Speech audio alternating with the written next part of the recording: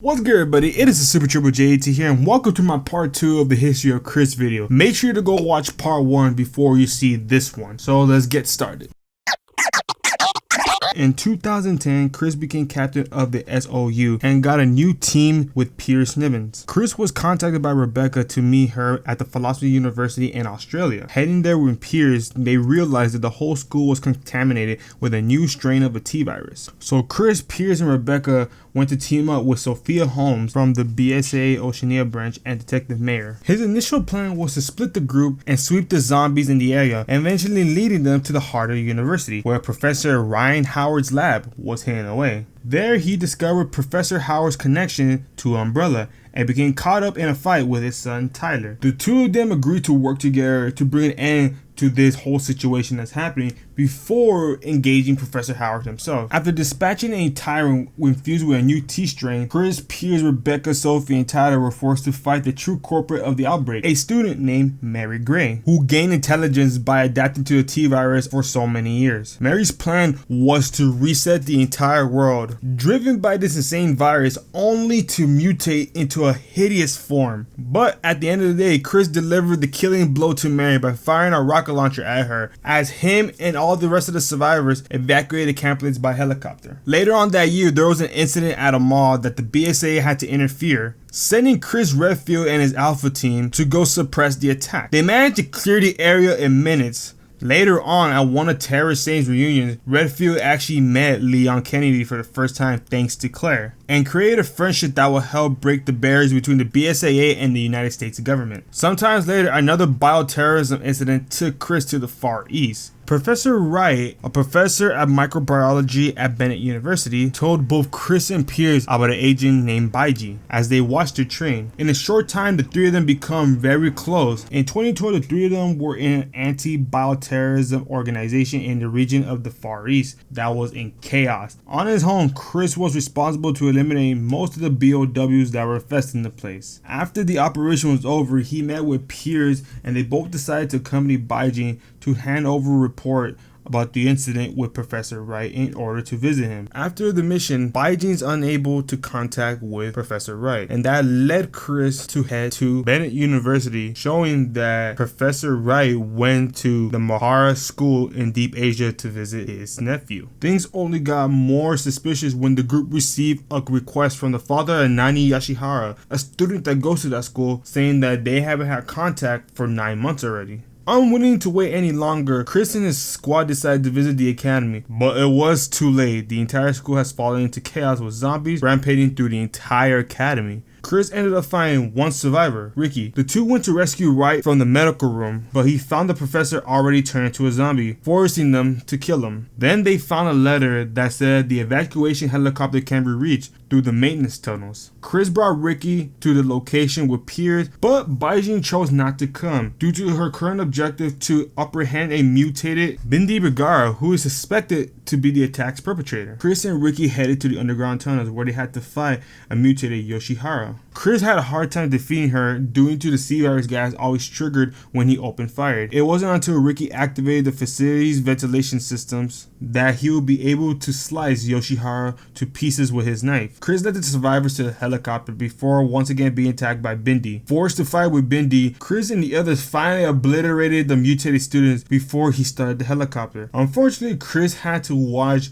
Bindi sacrifice her life to protect Piers of what remains of Yoshihara, dying in Pierce's arms as they flew away from the academy just before the BSAA reinforcements reached them. Christmas Eve of 2012, Chris and Piers and a group of members were dispatched to the Eastern European, where they found that a new BOW species known as the Javaval are granted with the rebels in the midst of the Civil War. Chris led the team to City Hall. Eventually, Chris and his squad came across the DSO operative Sherry Birkin, who Chris recognized because of Claire's stories, and mercenary Jake Mueller, who Sherry was tasked to protect him. The introduction was cut short because the group was attacked of double Augermen. Chris and his squad teamed up with Jake and Sherry to defeat the creatures and brought a helicopter to take Jake and Sherry to their destination. Before they departed, Chris believed that Jake looked very familiar, asking them if they met, but Jake responded in a negative tone. Making it to City Hall, they eventually found a woman in a blue dress claiming to be Ada Wong, who told them that the BOWs, including the Jawabu, are created by the sea virus, created by an organization called Neo Umbrella. Though suspicious about her, Chris agreed to escort her out of the building, but they fell into a trap. This fake Ada basically cut Chris and Pierce off from the rest of the squad and trapped the four in a cage, launching a needle bomb that affected his entire squad. The infected rookie named Finn went to attack Chris. Chris was hesitating the entire time, attacked them and gave Chris amnesia. He was unable to remember who he was or what occurred. However, he was overwhelmed with guilt. Chris ran away from the hospital before anyone could check on him. He went missing for 6 months, unknowing why he felt guilty. Meanwhile, Pierce and the BSAA worked to track him down. By June of 2013, Chris was finally tracked down by Pierce at the bar he frequently went to. After expressing how disgusted he was that Chris went down this route, Pierce forced Chris to confront his past and showing images of his comrade. However, when Chris recognized the BSAA logo on Pierce's jacket, they decided to take him back on duty. Still unable to recall the incident, Chris agrees to return as quickly as possible, and they went to China, which was in the midst of another Neo Umbrella bioterror attack. The mission was to raid a building where they captured a few UN members and they were held hostage by bioterrorists. Once inside the building, the hostages were released. However, the BSAA HQ ordered an airstrike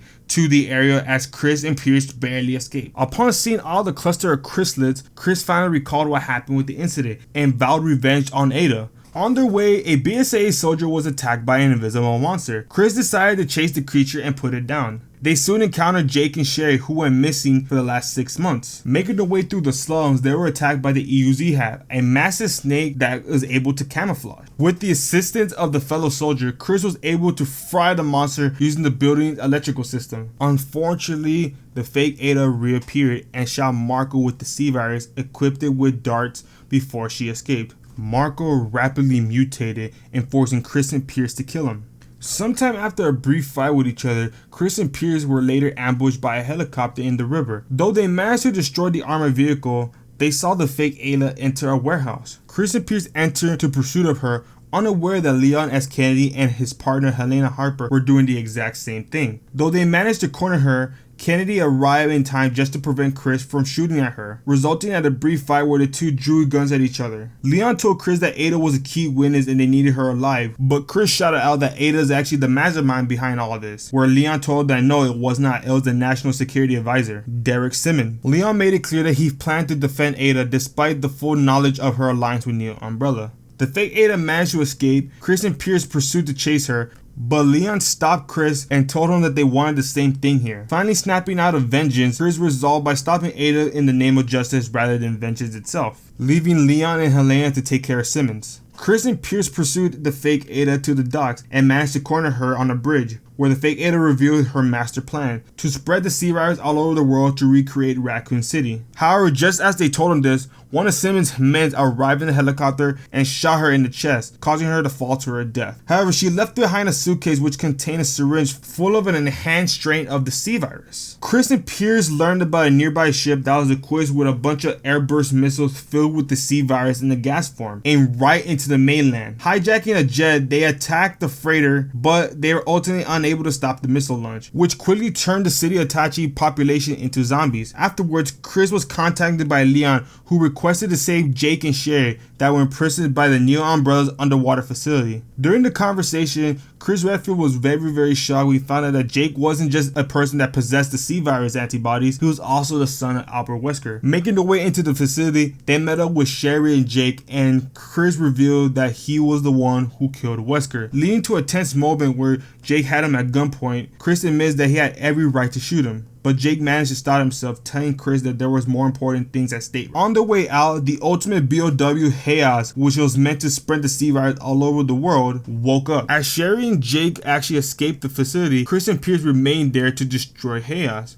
During the fight, Chaos damaged the facility and managed to grab Chris. Pierce damaged his arm and had to inject himself with the sea virus strand and gained the ability to shoot electrical blasts. The two of them destroyed the BOW, supposedly killing it. The two managed to go to the escape pods. Pierce, realizing that he will eventually lose control and mutate completely, he deliberately shoved Chris into escape pod alone while he launched him out, remaining there to die. However, Hayes recovered and attacked Chris' escape pod, only to be electrocuted one final time by Pierce, just before the facility exploded. The following morning, Redfield was rescued by the BSAA. In 2014, Chris returned back to duty. He received a phone call from Claire asking him for backup, but he was unable to assist due to a mission with the BSAA. A couple years later, Chris was brought to supervise a sting by the Mexican government against a wanted weapons dealer named Glenn Aries, rumored to be possessed of a BOW and rescue a BSAA operative. Upon arriving, it seems the mansion was very abandoned. Chris and his team were ambushed by a horde of zombies.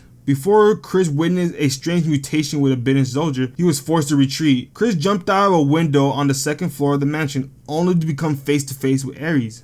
As Chris was badly injured due to the fall, Aries quickly disarmed Chris and was able to overpower him to hand-to-hand combat, before introducing to a now zombified operative that Chris was looking for, who seems to only attack Chris and was not attacking Aries or his allies. While Chris was soon rescued by the BSAA, Chris swore vengeance against Aries. His mission was to stop Aries as soon as possible.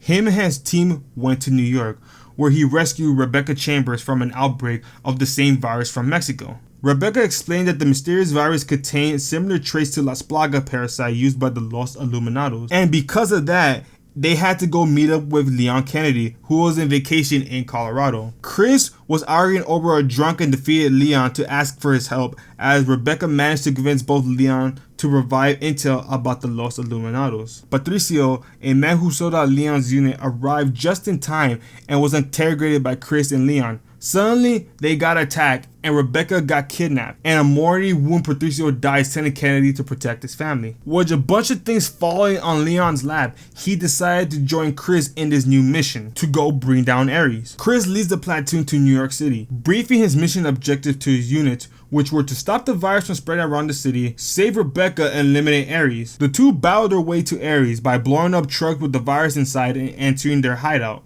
Chris was contacted by Aries, who was telling him that they have an improved version of the A virus. Rebecca was recently infected with it and even asked Chris if he wants to encourage by putting her down if it ever comes to it. Chris then made its way through the laboratory where Rebecca was held, killing the two mercenaries and also confronting one of the enemies in the movie, Diego, who was an enhanced human that was also Aries' bodyguard. Then he threatened the doctor, who quickly spilled the beans about the location of the vaccine. After learning what he needed to know, Chris got Rebecca and carried her to the rooftop, which was surprised by Aries, who was monitoring Chris's process throughout cameras. Both of them started fighting each other. After winning the fight against Aries, Chris reunited with Rebecca and started to search for a vaccine. Diego approaches Aries in his dying state and also triggered the final state where they merged and became one BOW. Multiple people were fighting the Aries-Diego mutation, but in the nick of time, Chris shot a grenade into the monster's heart and completely obliterated it. After that, they were able to find a vaccine and spread it out all of New York City. In 2017, Blue Umbrella asked the BSAA to send Redfield for assistance for the upcoming mission in Louisiana, which he accepts, but he doesn't fully trust him. The goal of the mission was to apprehend Lucas Baker, who was suspected to be associated with the crime organization called The Connection, who possessed the mold bioweapon. Just as his unit arrived to the Baker residence, they witnessed a BOW known as Evelyn in a mutated form erupt from the house and attack the civilian Ethan Winter. Chris's team assisted Ethan by dropping him the Albert 01 handgun. After the battle, Chris had Ethan and his wife Mia evacuate via helicopter. Chris continued his operation, looking for a missing unit of 3 soldiers in the salt mines while pursuing Lucas. Although Chris soon found the first missing soldier, he was attacked by Lucas and was attached with a plastic explosive in his arm, shortly before detonating the other explosive which killed the hostage. Instead of turning back and removing the bomb, Chris instead decided to move forward as he refused to let Lucas escape. However, Lucas soon killed the other 2 hostages with his trap and then set the timer on Chris's bomb. With the help of HQ, Chris found a liquid nitrogen to freeze the bomb and dispose it. Chris caught up by Lucas, but was jumped by him and was attacked with a knife, which forced Chris to shoot at him. but that accidentally triggered Lucas's mutation into a large monster. This meant that Chris had no other choice but to kill him. After a short battle, Chris was able to eliminate Lucas once and for all, shooting up all of Lucas's hard drive to prevent the data transfer, and being called back by the Umbrella local base camp. Ethan requested that Chris search for Zoe Baker in hopes of saving her. Weeks later, Chris responds to Umbrella's forces calling for backup at a base they set up in front of the mansion. His team arrived to find that the unit was unfortunately wiped out, but Zoe was saved with her uncle Joe Baker. After moving everyone to the lab tent, Chris called Ethan to inform that Zoe was successfully rescued and handed over the phone to her so the two could finally reconnect. And that is it. And I know what you guys are asking. Does Chris have any relationships? And I say this all the time I make a history of. No, not really. We all know that Chris and Jill have some kind of relationship and we all want them to get together. But for right now, there is no relationship that we know about with Chris Redfield. Hopefully, if this character ever retires, maybe he will just settle down and have like a relationship. Hopefully with Jill. So, I hope you guys really enjoyed this video. If you guys have any recommendation for a next history of character, tell me in the comments down below. I hope you guys really enjoyed this video. Thank you for watching. Please subscribe. I am out. Deuces.